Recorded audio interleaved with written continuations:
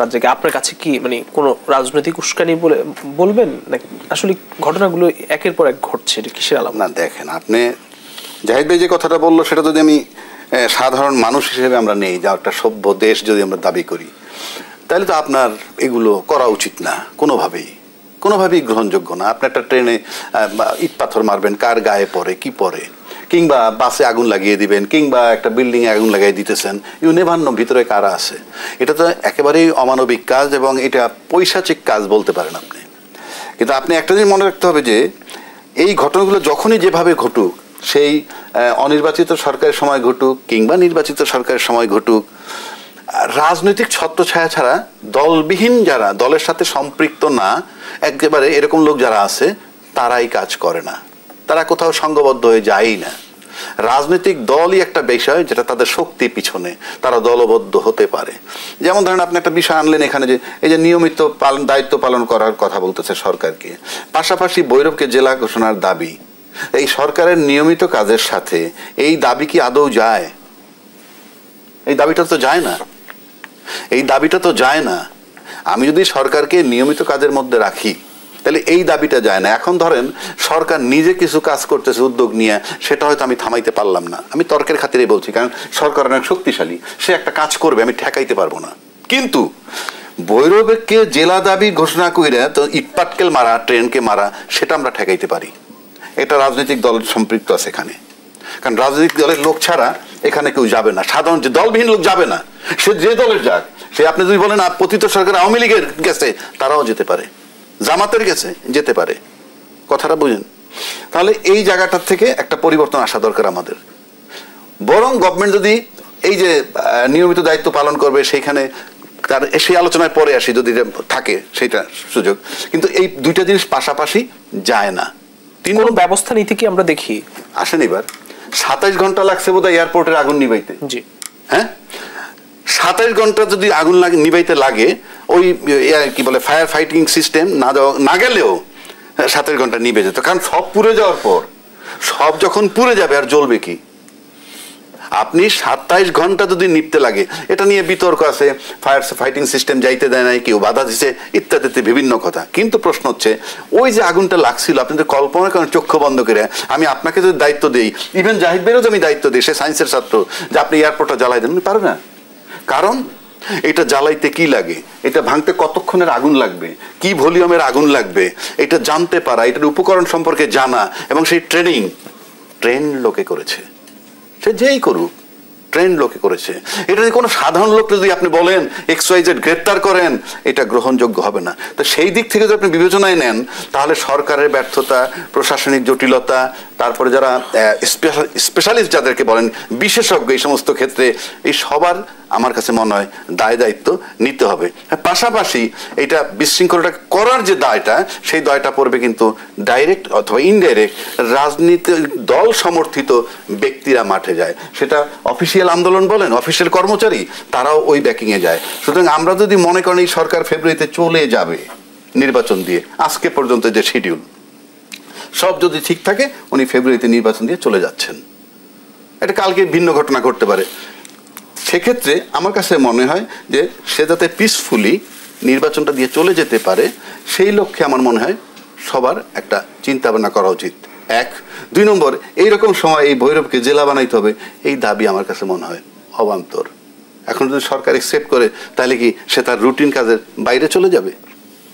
এই সব কিছু মিলে এখানে আমাদের কাছে মনে হয় যে আমরা এখন কোন জায়গাটা আছি, এই দাবিটার সাথে মনে একদিকে নিরন্ন মানুষ, আর একদিকে অ্যাটম। একদিকে সরকারের কাছে আমি নির্বাচন চাচ্ছি, আর একদিকে চলছে আপনার এই সমস্ত ঝামেলা। এগুলো তো নিয়ন্ত্রণ, এই যে ঝামেলাগুলো আপনার প্রশাসনের চেয়ে বেশি দায়িত্ব হলো রাজনৈতিক দলদের। সব দলের লোক এখানে, সব দলের না থাক, কোনো দলের আছে, সুতরাং এই নিয়ন্ত্রণ করা উচিত ভালো একটা নির্বাচনের স্বার্থে। সুতরাং আমার কাছে মনে হয় রাজনৈতিক দল যারা নির্বাচনমুখী, তারা কি এখনো সন্দিহান? তা নাহলে তো একটা পিসফুল এনভায়রনমেন্ট রাখার জন্য আমরাও তো চাই, আমাদের ফ্যামিলিতে কি চাই, যে একটা জিনিস উদ্ধার করতে চাই, এই শান্ত পরিবেশ তৈরি করে আমরা জিনিসটা কিভাবে নিব। কোর্টে ওকালতি করি যে কিভাবে আমি এমন একটা সাবমিশন রাখবো, কোর্টকে স্যাটিসফাইড করে আমি জিনিসটা নিব। আপনার কাছে মনে হয় রাজনৈতিক দলগুলো সন্দিহান? সন্ধিহান যদি না আপনি বলেন, আমি মনে করি জাহিদ ভাই, আমরা যখন বাইরে যাই, বাজারে যাই, এখন আপনি আলাপ হওয়া উচিত কি, শুধু পোস্টার দেখবো, ব্যানার দেখব, অমুক ভাইরে ভোট দিন, এই ঘোষণা করবে, আমরা সেই গন্ধটা পাচ্ছি না।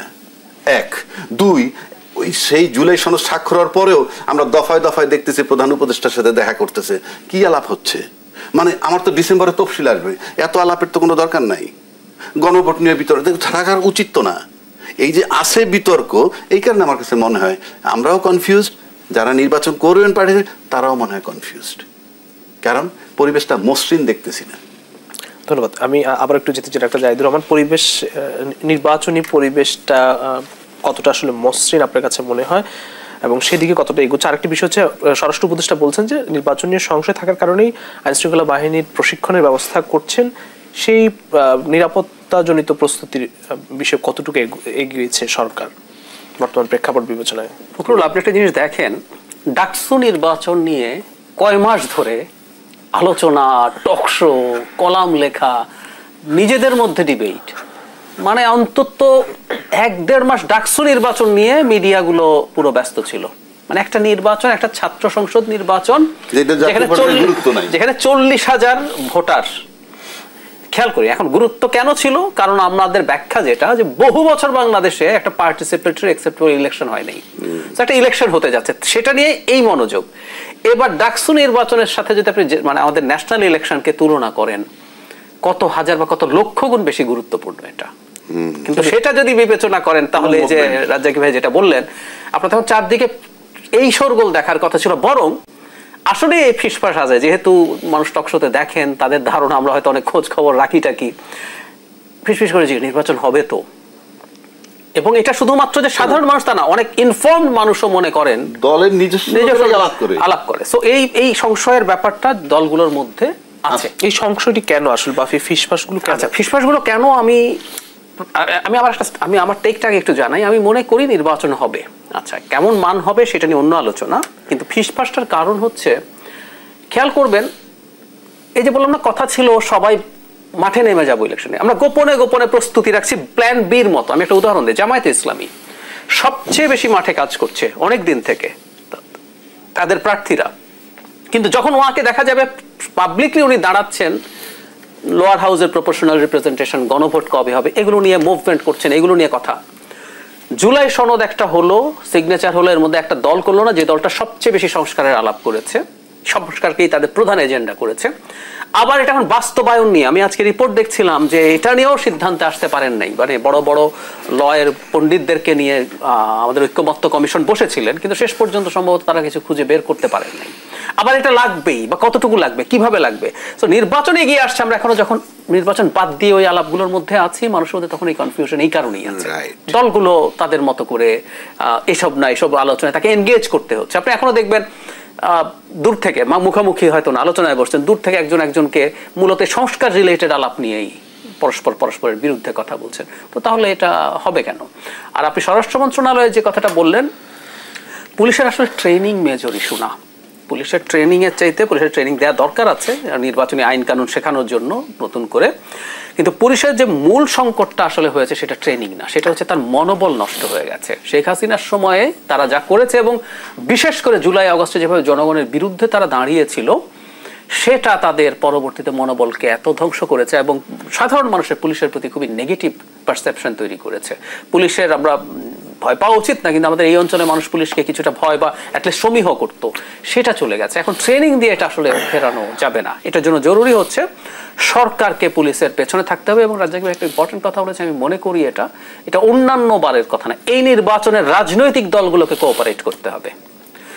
মাঠে যখন যাবেন, অনাবশ্যক কোনো রকম কোনো সোকল্ড আন্দোলনকে সাপোর্ট করা, তার পেছনে যাওয়া, বা যখন নির্বাচন হতে যাবে পরস্পরের মধ্যে দ্বন্দ্ব সংঘাত যতটা সম্ভব পরিহার করতে হবে, কারণ এগুলো যদি হতে থাকে এই পুলিশের পক্ষে, সেটিকে আমরা দেখছি রাজনৈতিক দলগুলো কোঅপারেট করছে না, খুব ভালো করছে না। কিন্তু আমরা এখনো সেই অর্থে মাঠের রাজনীতিতে গেলে তাদের মধ্যে মুখোমুখি সংঘাত যদি বলি, সেটা আবার খুব বেশি এখনো হয়নি।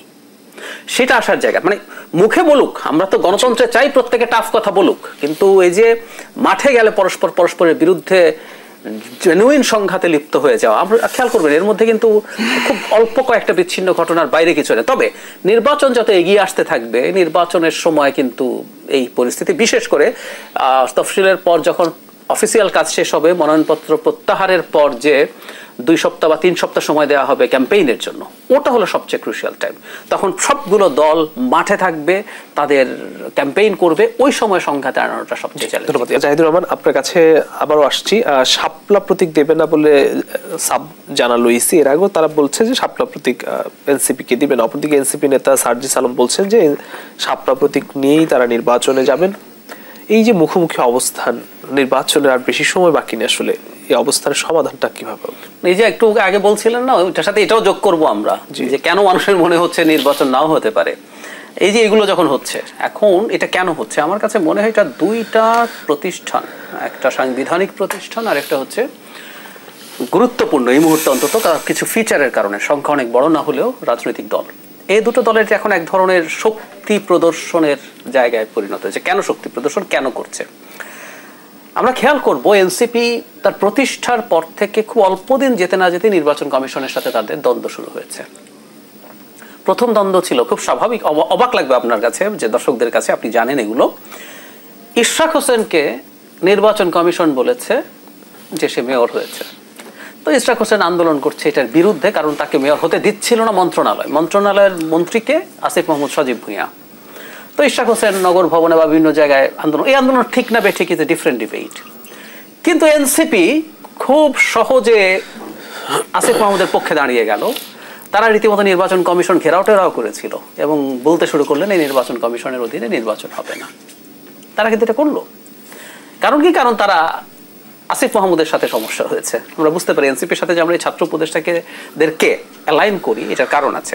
তো এভাবে সংঘাত শুরু হলো, হতে হতে এখন যে জায়গায় এসে দাঁড়িয়েছে, সত্যিকার অর্থে শাপলা প্রতীকটা তো ছিল না, শাপলা প্রতীক তালিকাতেই ছিল না। নাগরিক ঐক্য এই মার্কাটা চেয়েছিল, তখনও তালিকাতে ছিল না, বলা হয়েছিল ইনক্লুড করতে, তারা করেননি। যে ব্যাখ্যা দিয়েছেন। এখন নাগরিক ঐক্য বলছেন দিলেও তারা মামলা করবেন না, এই ছাড়টা তারা দিচ্ছেন। এটা একটা বড় যুক্তি ছিল এতদিন, কিন্তু এটা তালিকায় আসলে ছিল না। তাহলে এনসিপি একটা স্পেশাল প্রিভিলেজ চাইছে যে এটা তালিকায় অন্তর্ভুক্ত করে আমাদেরকে দেন। মানে এখন যতগুলো দল রেজিস্ট্রেশন পেল, প্রত্যেকে তালিকা থেকে তাদের মার্কা খুঁজে নিয়েছে, কিন্তু এনসিপি দিতে হবে। তারপর আমার ব্যক্তিগত অপিনিয়ন হচ্ছে এটা দিয়ে দিলে না মেজর ঝামেলা ছিল না। কিন্তু এখন সমস্যা যেটা দাঁড়ালো, নির্বাচন কমিশন যদি এখন একটা দলের চাপের কাছে বাধ্য হয়, একটা বিরাট সাংবিধানিক প্রতিষ্ঠান, মানে আমাদের নির্বাচন কমিশন আমরা আসলে এতদিন পর্যন্ত ভবিষ্যতেও পারবো কিনা জানি না, আমাদের কনস্টিটিউশন এবং আরপিও মারাত্মক ক্ষমতা দিয়েছে।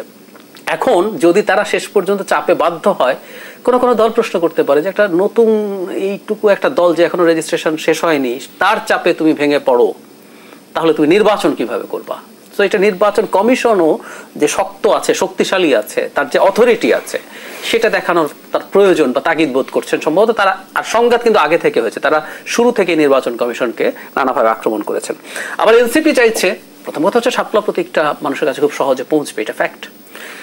জাতীয় প্রতীকের অংশ বলছেন তারা।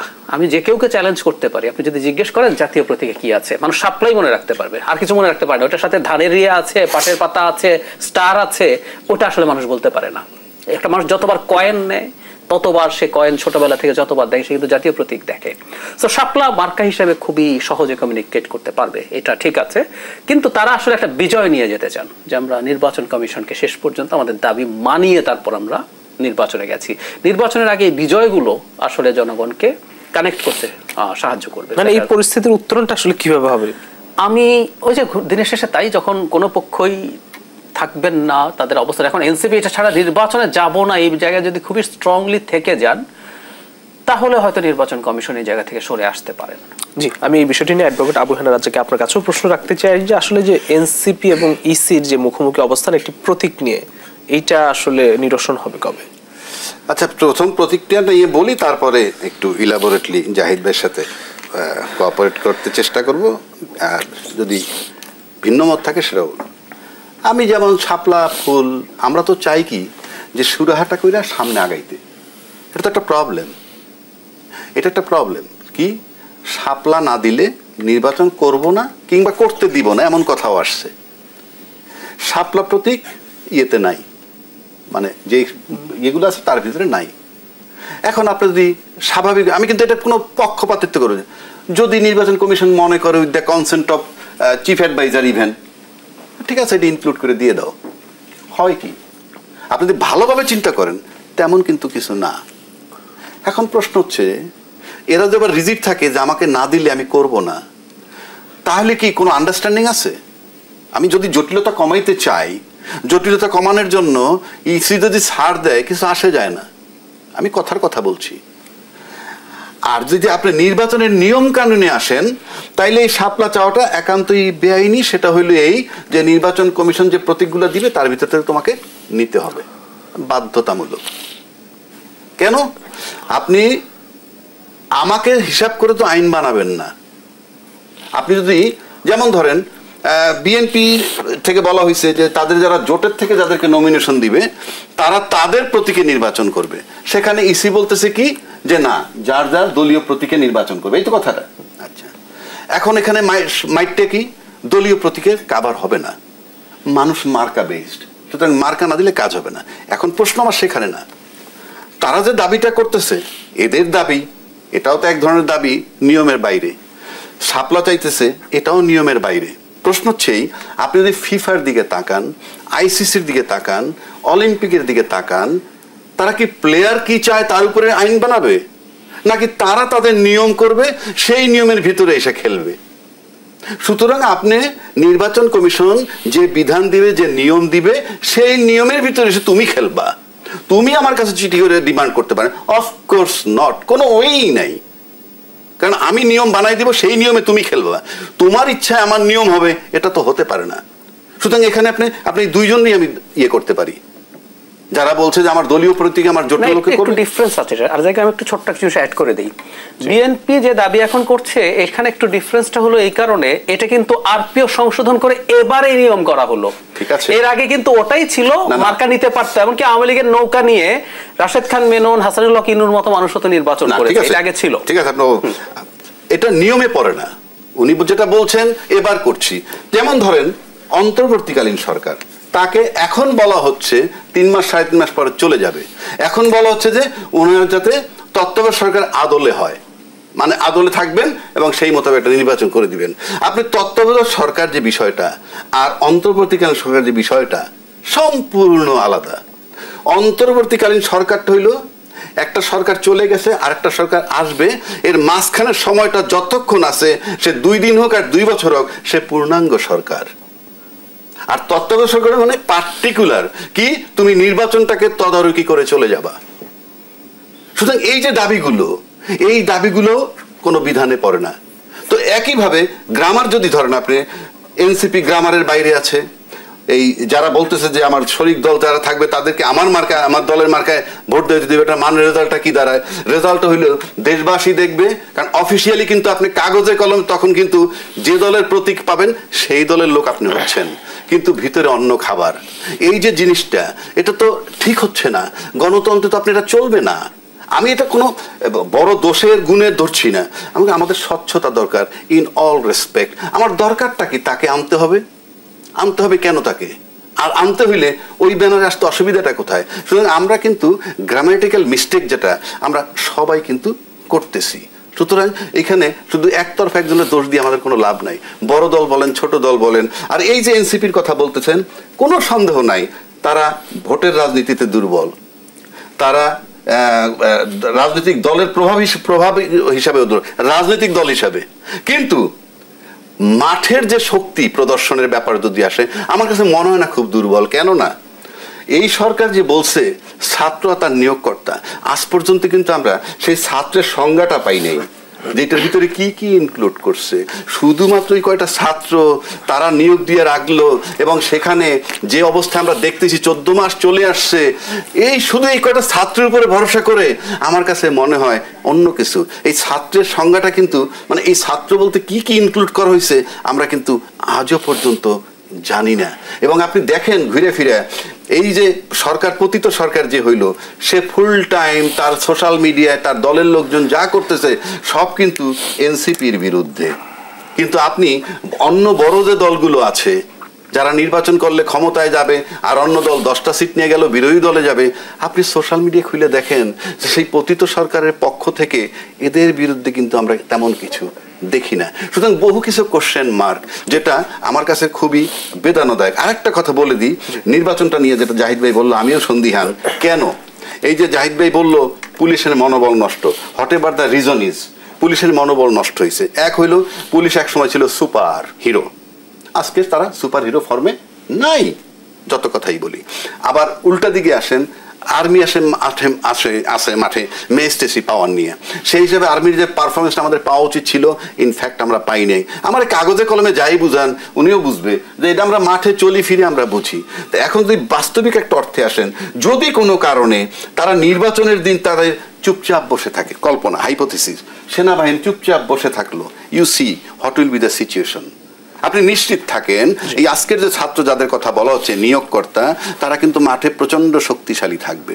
সুতরাং নির্বাচন যেটা করতে যাচ্ছেন, সেক্ষেত্রে রিকভারি অফ মনোবল, যদি উইল ফোর্স যেটাকে বলা হয়, এটা রিকভারি খুব জরুরি। সেটা সেনাবাহিনীর ক্ষেত্রে, পুলিশের ক্ষেত্রে, অন্যান্য সংস্থার ক্ষেত্রে সবার মনোবল রিকভার না করলে আপনি নির্বাচন নিয়ে এই যে এতক্ষণ বললাম, নির্বাচনের পথ অমসৃণ থেকে যাবে। আমি আসবো, আমি আবার একটু ডাক্তার জাহিদুর রহমান আপনার কাছে ভিন্ন একটি প্রসঙ্গ নিয়ে যেতে চাই, খুবই ইন্টারেস্টিং।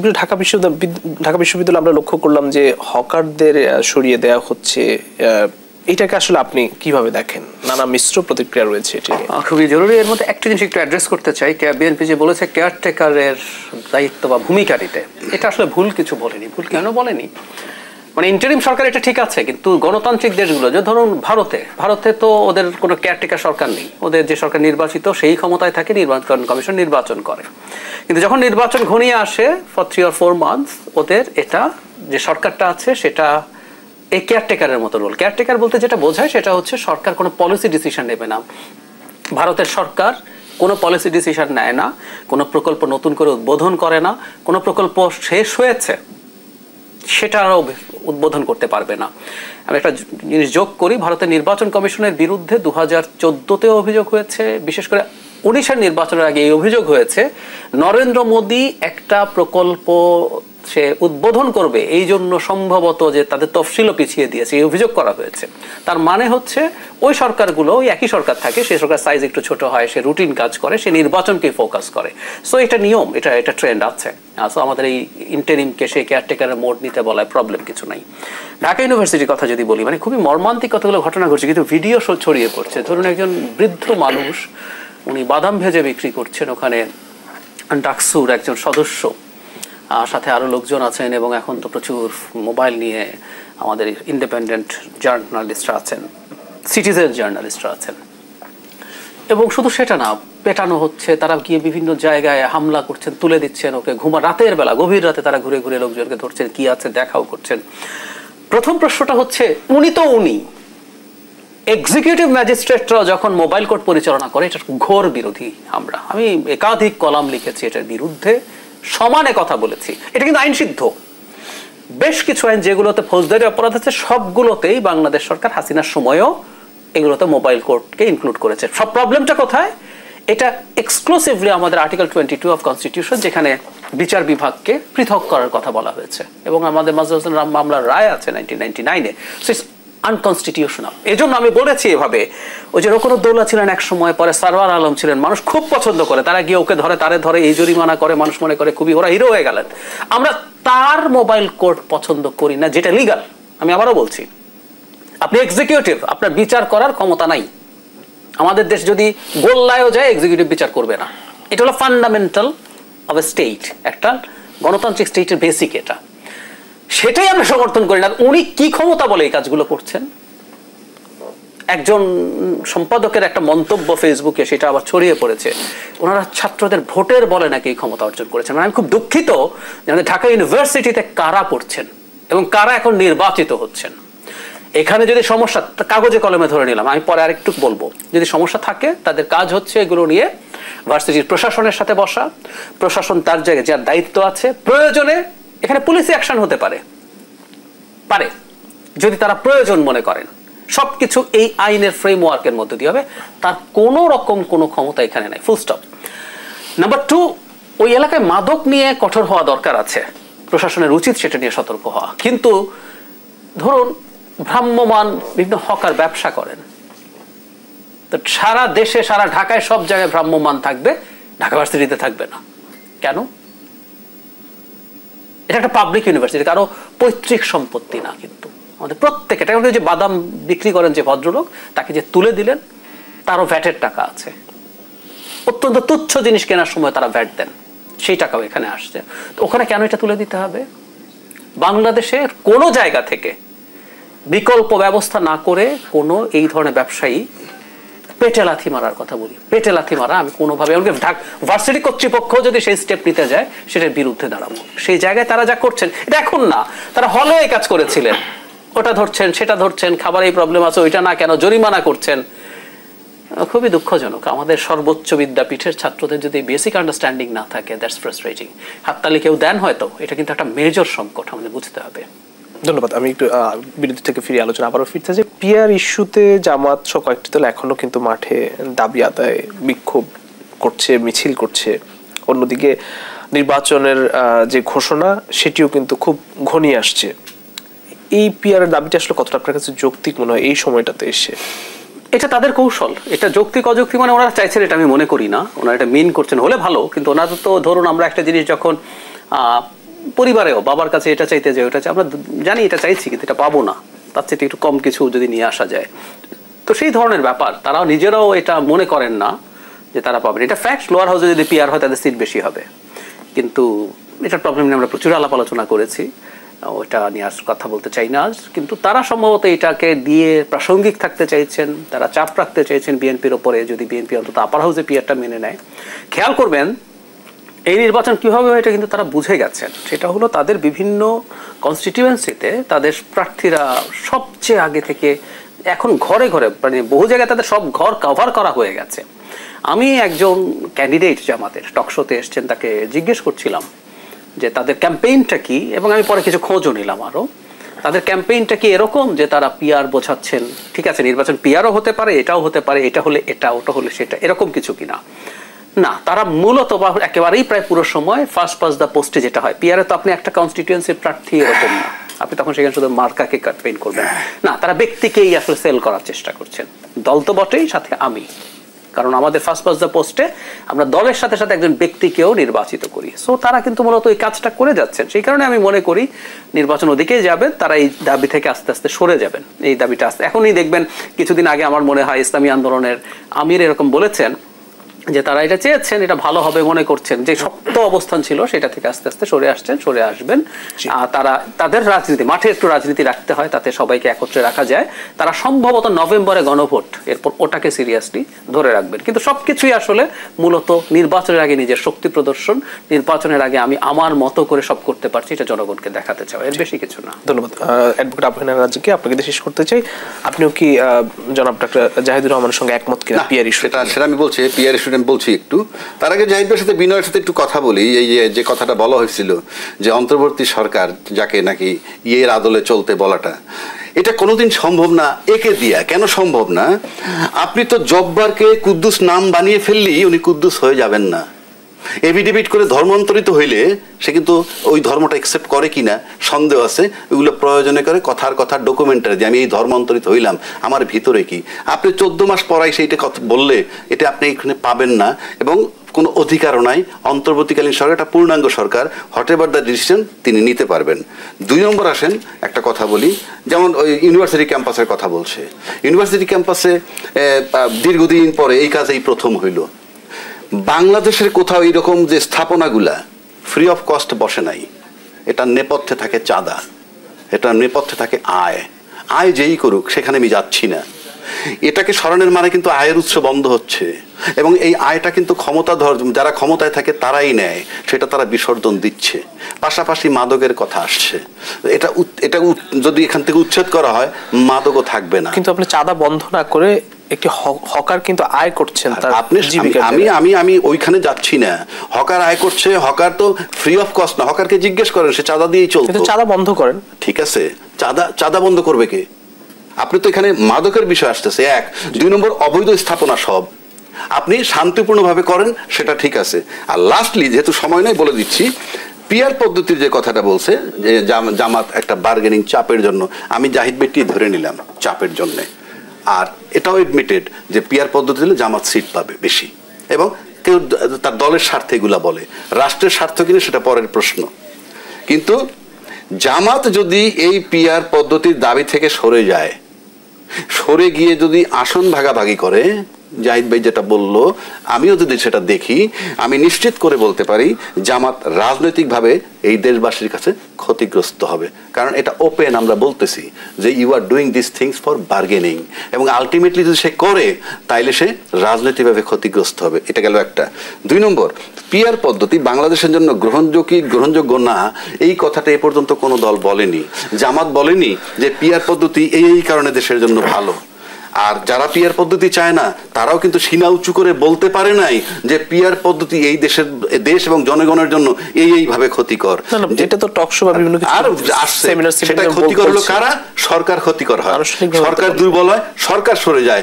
সরকার সরে যাওয়া আর রাষ্ট্র আর জনগণের ক্ষতি হওয়া এক নয়। সে কারণে বলতেছি এটার ব্যাখ্যাটা তাদের ক্লিয়ার করা উচিত।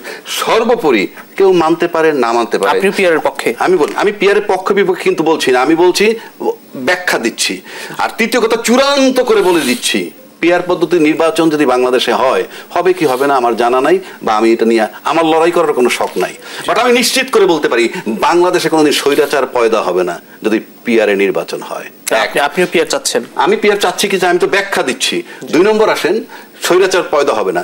2, এই পিয়ার পদ্ধতি নির্বাচনে সংসদীয় সংস্কার করা ইজি হবে একে অপরকে চাপ দিয়ে। আর সংসদীয় সংস্কার যদি আপনি করতে পারেন, গোটা দেশের যেখানে 12 মাস ধরে আমরা এই সংস্কার করতে পারিনি, সেই সংস্কারগুলো অটো হয়ে যাবে।